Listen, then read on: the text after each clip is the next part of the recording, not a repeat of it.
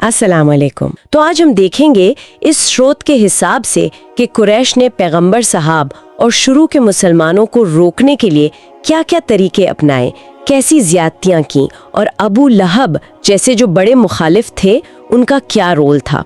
ये वीडियो असल में अल रहीक अल मख्तूम किताब के 12वें हिस्से पर है और ये किताब पैगंबर मोहम्मद सल्लल्लाहु अलैहि वसल्लम की ज़िंदगी यानी सीरत पर सबसे भरोसेमंद किताबों में से एक मानी जाती है। मकसद ये है कि इस्लाम के शुरू के दिनों के जो मुश्किल हालात थे उन्हें थोड़ा समझ सकें। तो चलिए शुरू करते हैं। हाँ, तो स्रोत बताता है कि जब कुरैश ने देखा कि उनकी शुरुआती कोशिशें मतलब पैगंबर साहब को दीन फैलाने से रोकने की जो कोशिशें थी वो कुछ काम नहीं कर रही, तो उन्होंने अपनी स्ट्रैटेजी बदली।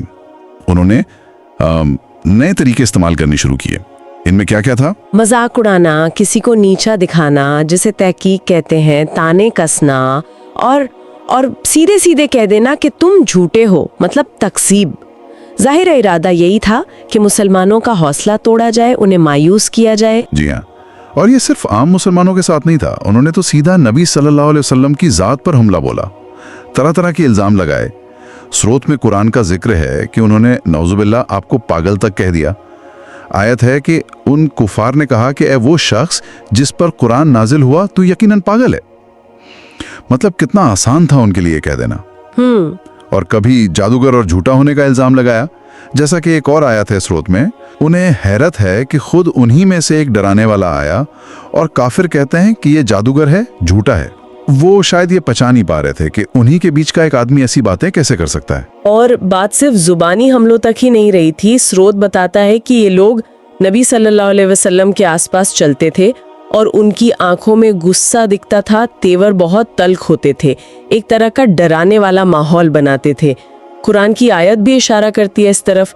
और जब कुफ्फार इस कुरान को सुनते हैं तो आप अलैहिस्सलाम को ऐसी निगाहों से देखते हैं गोया आपके कदम उखाड़ देंगे और कहते हैं कि ये यकीनन पागल हैं।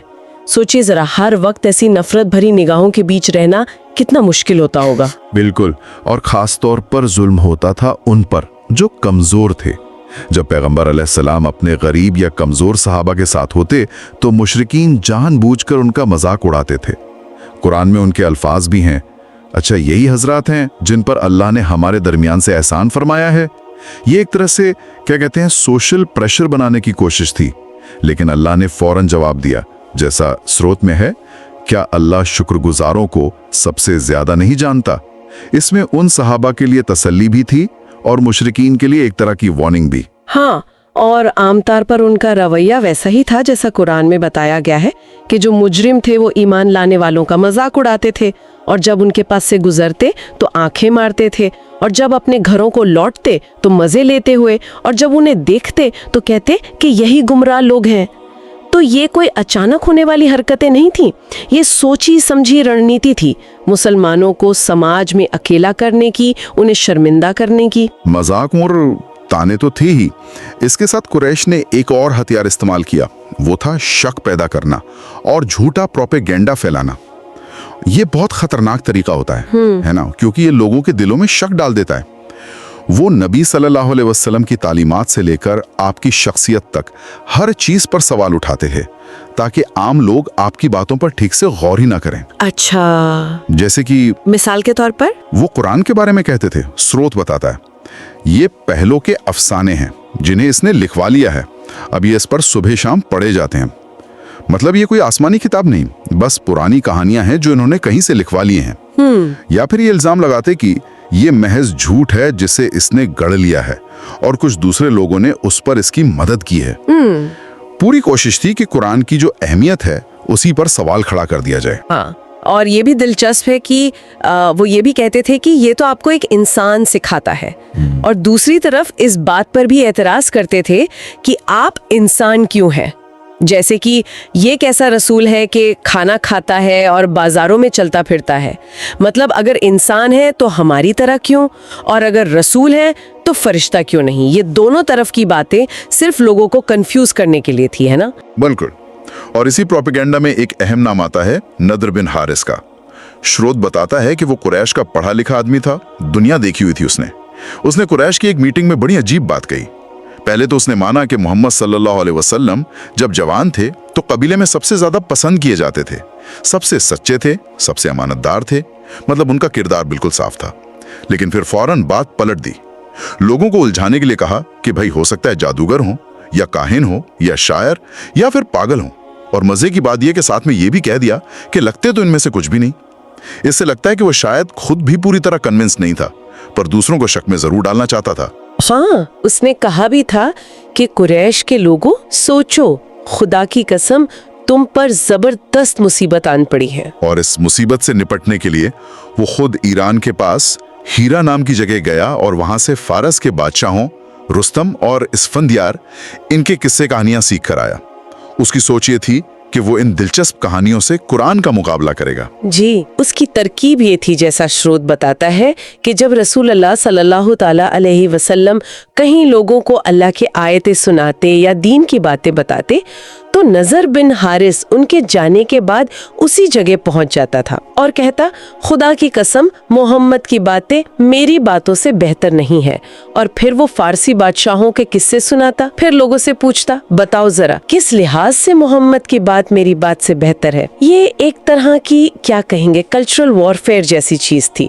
वो कुरान के रूहानी असर को दुनियावी कहानियों से दबाना चाहता था। और इब्ने अब्बास रजी अल्लाह अन्हु की एक रिवायत भी है स्रोत में, जो नद्र की एक और चाल बताती है। उसने कुछ गाने बजाने वाली लौंडियां, मतलब दासियां, खरीद रखी थी। जब उसे पता चलता कि कोई आदमी नबी सल्लल्लाहु अलैहि वसल्लम की बातों से असर ले रहा है, इस्लाम की तरफ आ रहा है, तो वो उस पर अपनी एक लौंडी लगा देता। वो उसे खिलाती पिलाती, गाने सुनाती, ताकि उसका ध्यान दीन से हटकर दुनिया की रंगीनियों में लग जाए। स्रोत में कुरान की वो आयत भी बताई गई है जो शायद इसी बारे में उतरी। और लोगों में से कुछ ऐसे भी हैं जो खेल की बातों, लहवल हदीस को मोड़ लेते हैं ताकि बेइल्मी के साथ अल्लाह की राह से भटका दें। मतलब ध्यान भटकाने के लिए हर तरीका इस्तेमाल कर रहे थे वो लोग। यहाँ एक और दिलचस्प मोड़ आता है।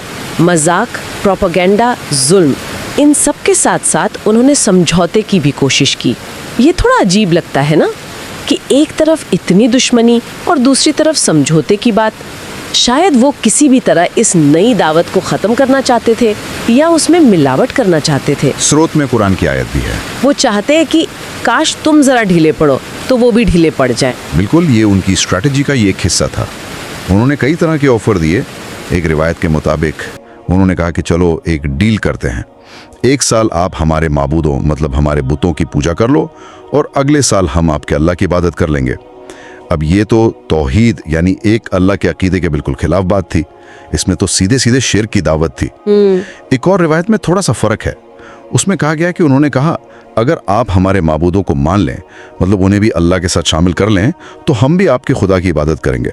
मतलब वो चाहते थे कि उनके बुतों को भी अल्लाह के बराबर या उसके साथ कोई दर्जा दे दिया जाए। ये किसी भी तरह नबी सल्लल्लाहु अलैहि वसल्लम के पैगाम से समझौता करने की कोशिश थी। और इब्ने इसहाक ने एक और वाकया बताया है जो इसी से जुड़ा लगता है।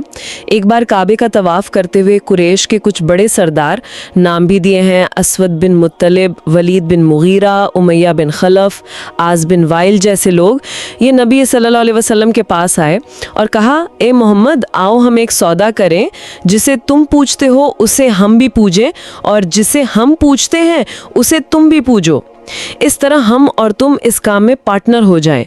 अगर तुम्हारा माबूद बेहतर निकला तो हम उसमें से अपना हिस्सा पालेंगे और अगर हमारे माबूद बेहतर निकले तो तुम उनमें से अपना हिस्सा ले लेना। ये एक तरह की मजहबी पार्टनरशिप का ऑफर था जो तौहीद की बुनियाद के ही खिलाफ था। जी हाँ, और इन्हीं सब ऑफर्स के जवाब में अल्लाह ने पूरी सूरा अल काफिरून नाजिल की। इसमें बिल्कुल साफ और दो टोक अंदाज में ऐसे किसी भी समझौते को मना कर दिया गया। आयतों का मतलब है, ए नबी कह दो, ए काफिरो, मैं उनकी इबादत नहीं करता जिनकी तुम इबादत करते हो और न तुम उसकी इबादत करने वाले हो जिसकी मैं इबादत करता हूँ। तुम्हारे लिए तुम्हारा दीन है और मेरे लिए मेरा दीन। स्रोत ये भी बताता है कि क्योंकि कुरैश ने ये कोशिशें कई बार की थी अलग अलग तरीके से, इसलिए रिवायतों में थोड़ा बहुत फर्क मिलता है, लेकिन असल बात एक ही थी, तौहीद पर कोई समझौता नहीं हो सकता। तो जब ये सारे तरीके फेल हो गए, मजाक, प्रोपेगेंडा, समझौते की कोशिशें, तब कुरैश ने आखिरी और सबसे भयानक रास्ता चुना।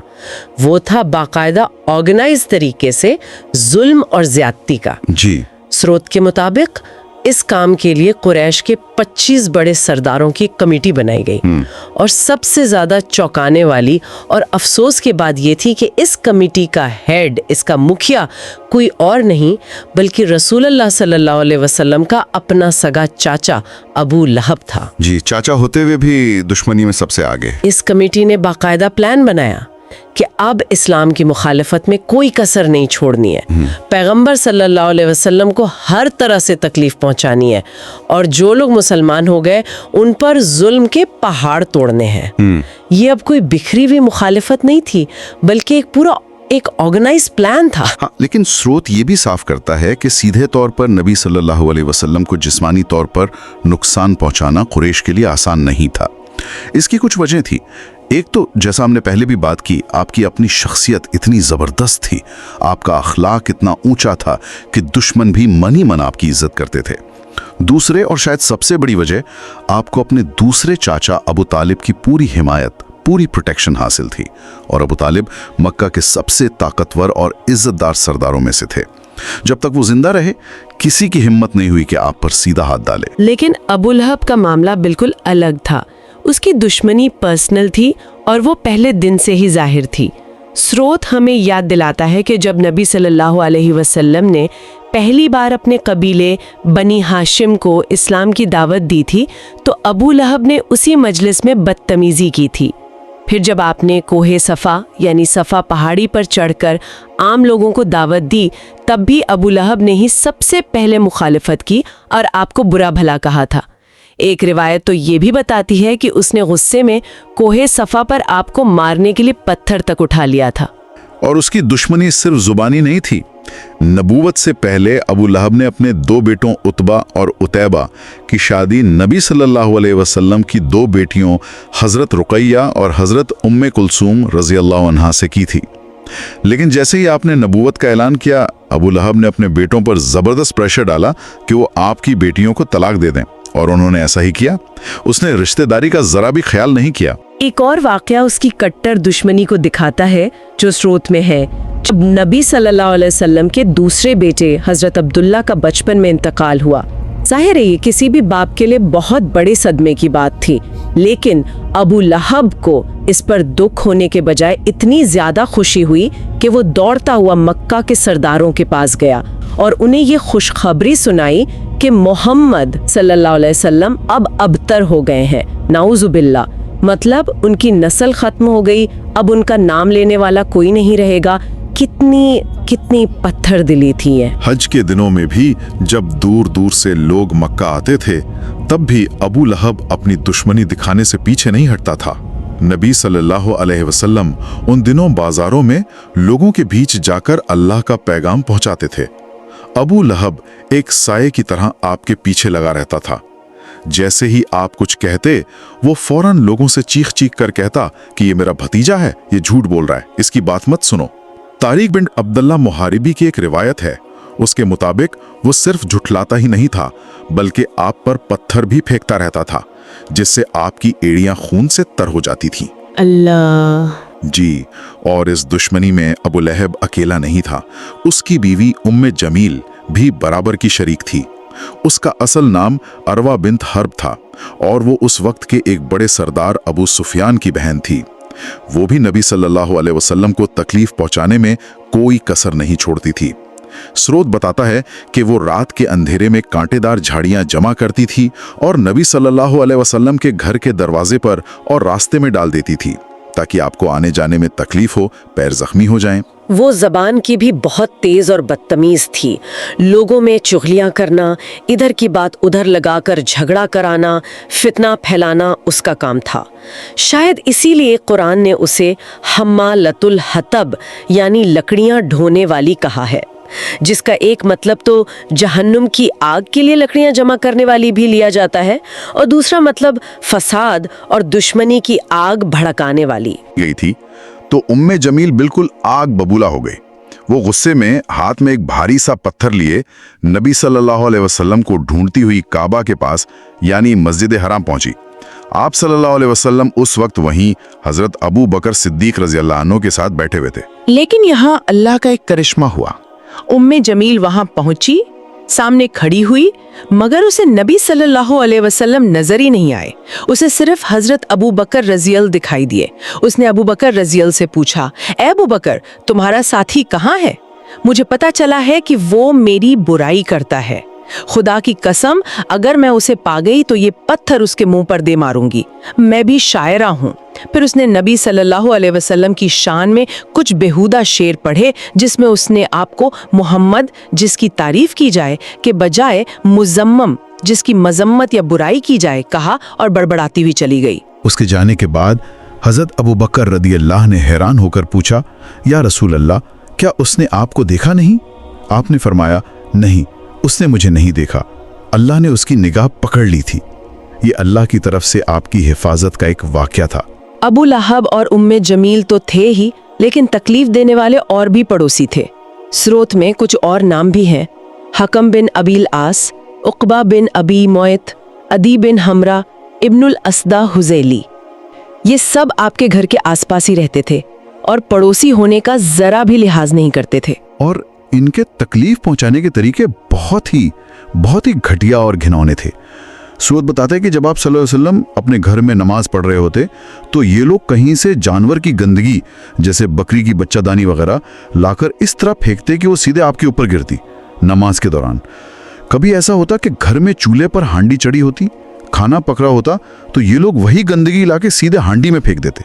सोचिए, घर के अंदर भी चैन नहीं, इबादत में भी रुकावट और रोजमर्रा के खाने पीने में भी ऐसी तकलीफ। इन हरकतों से तंग आकर नबी सल्लल्लाहु अलैहि वसल्लम ने घर में नमाज पढ़ने के लिए एक छोटी सी आड़ या ओट जैसी बना ली थी, ताकि कम से कम नमाज के दौरान सीधे गंदगी उन पर न फेंकी जा सके।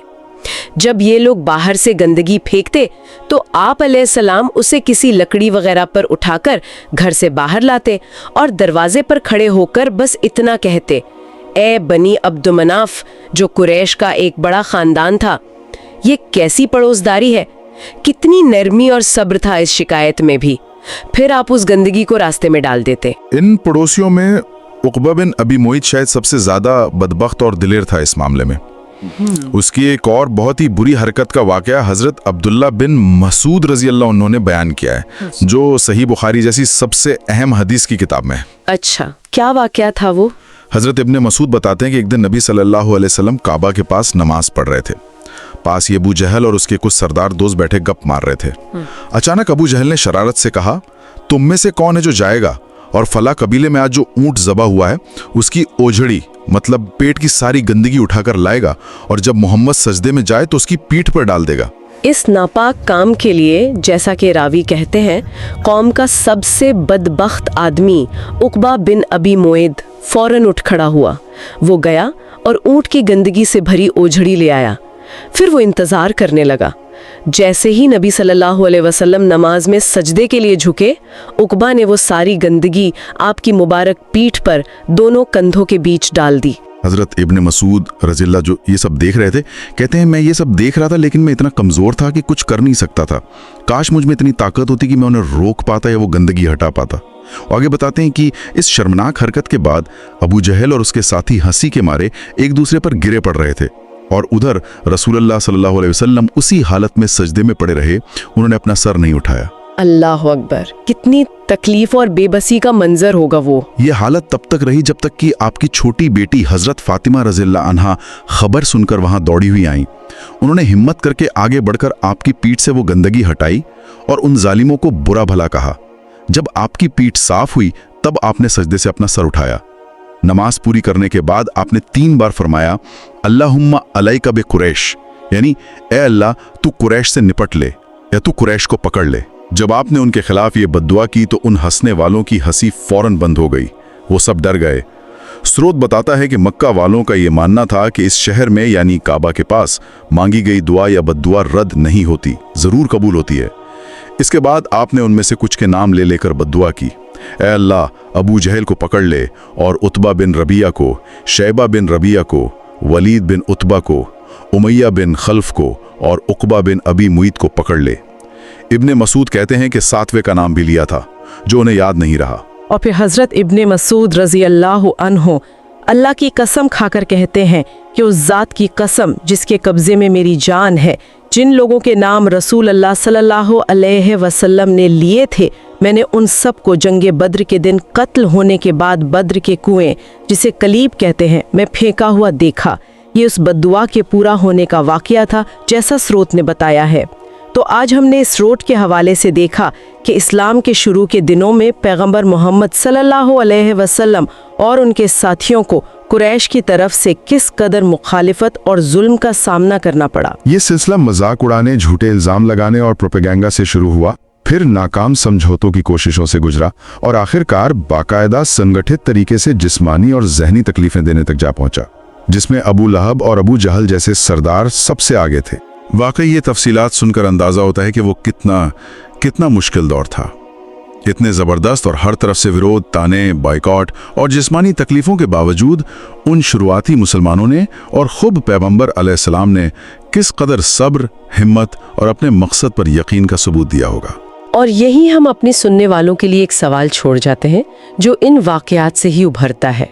आखिर वो कौन सी अंदरूनी ताकत या वो कैसा यकीन होता है जो किसी इंसान को या किसी ग्रुप को इतने बड़े पैमाने पर जुल्म और मुखालिफत के सामने भी अपने अकीदे पर, अपने रास्ते पर इस तरह मजबूती से कायम रहने की क़ुव्वत देता है। इस पर ज़रूर सोचिएगा।